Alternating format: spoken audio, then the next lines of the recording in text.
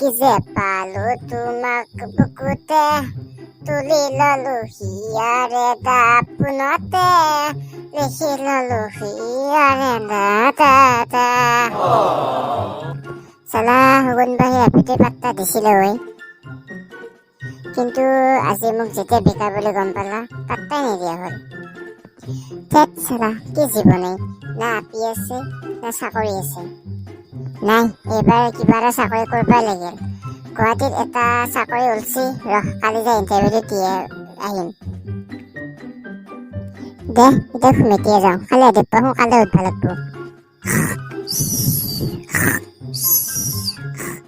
The next day. Oh my কি হলে বাবা ৰাতিপুৱাই পুৱাই যে এটা বাজি আছা এই মাই মোক ভাতকেইটা সোনকালে দিম মই গুৱাহাটীত যাব লাগে আনদিনা 12টা বজাত উঠা চলিটো আজি 7টা বজাতে উঠি গুৱাহাটীত যাব উঠছে যে কথাটো কি হেই মা মই চাকৰি ইণ্টাৰভিউ দিব যাম এই মাই কি হলে তোৰ মই বিয়া বাৰৰ বাকী আছো এটা নাতি মোক চাব বাকী আছে এতিয়া নহবি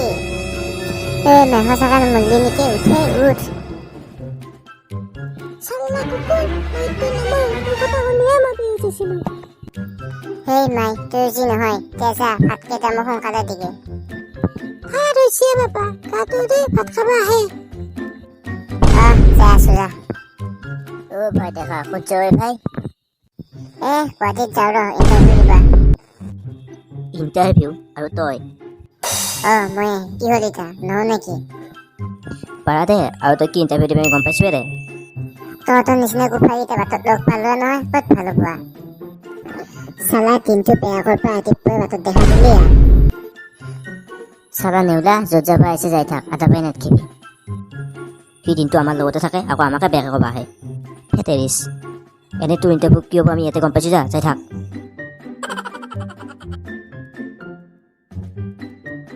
তোমাৰ পৰিচয়টো দিয়াচোন ছাৰ মোৰ নাম নৰেন্দ্ৰ ডেকা মোৰ ঘৰ ওচাপাৰাত আচ্ছা তোমাৰ কোৱালিফিকেশ্যন কিমান ছাৰ মই ক্লাছ 10লৈ পঢ়িলোঁ কিন্তু মেট্ৰিকটো নিদিলোঁ কিয় নিদিলা ছাৰ মই আমাৰ ক্লাছৰ ছোৱালী এটা প্ৰপ'জ কৰিছিলোঁ আৰু তাই মোক ৰিজেক্ট কৰিলে চ' মই লাজতে আৰু স্কুল নগ'লোঁ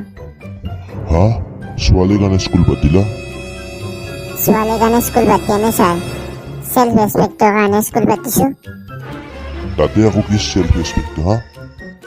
ছাৰ আপুনি কি গম পাব মই স্কুলত বহুত পপুলাৰ আছিলোঁ না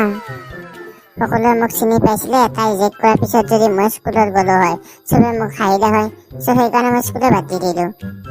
হেত চালা কান্নো পাল্লাত পঢ়িবই পিছে তুমি ক্লাছ 9 পাছ নহয় ছাৰ মেট্ৰিকে পাছ ধেত কিনো কথা কোৱা অলপ আগত কোৱা নাছিলা তুমি ক্লাছ 10লৈ পঢ়া বুলি